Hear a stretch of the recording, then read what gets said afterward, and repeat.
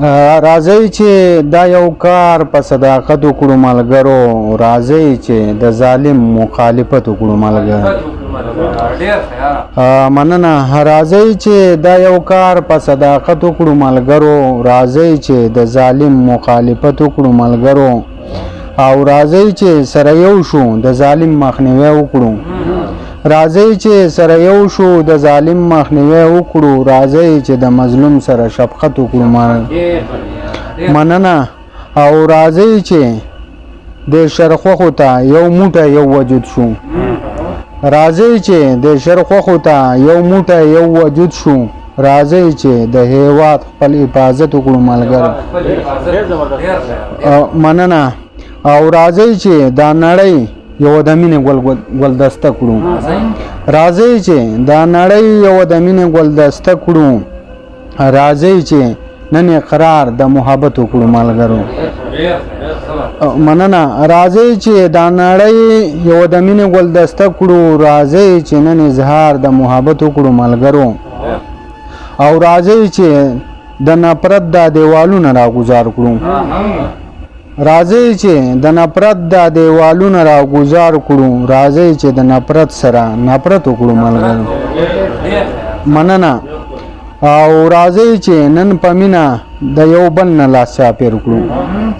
راځئ چې نن په مینه د یو بل نه لاس چاپیر کړو، راځئ چې نن خبره په وحدت وکړو ملګرو.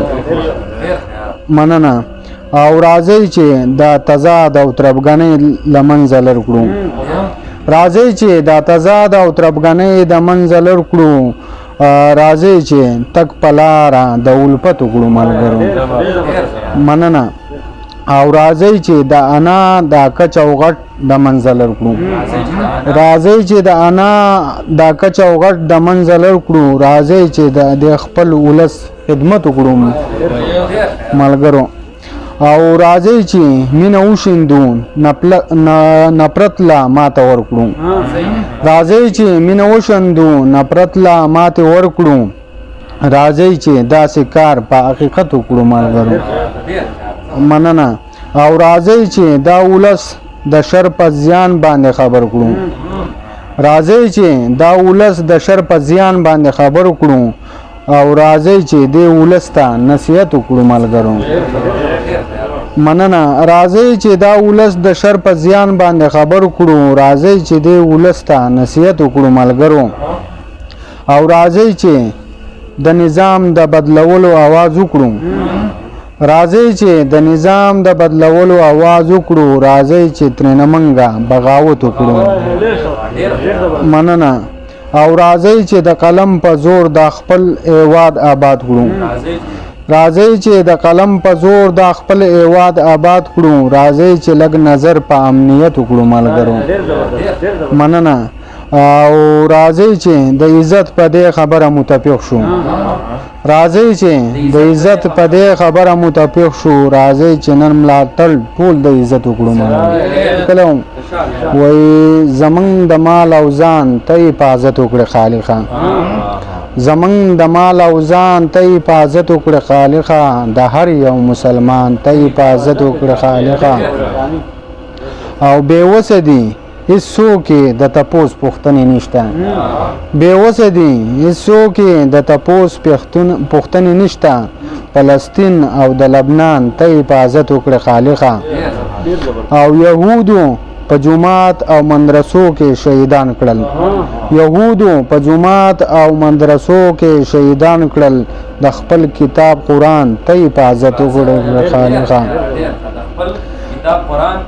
یهودو په جومات او مدرسو کې شهیدان کړل، د خپل کتاب قرآن ته حفاظت وکړه خالقا.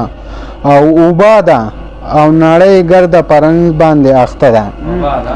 وباده او نړۍ ګرده پرنځ باندې اخته ده، په دې کې د انسان ته حفاظت وکړه خالقا.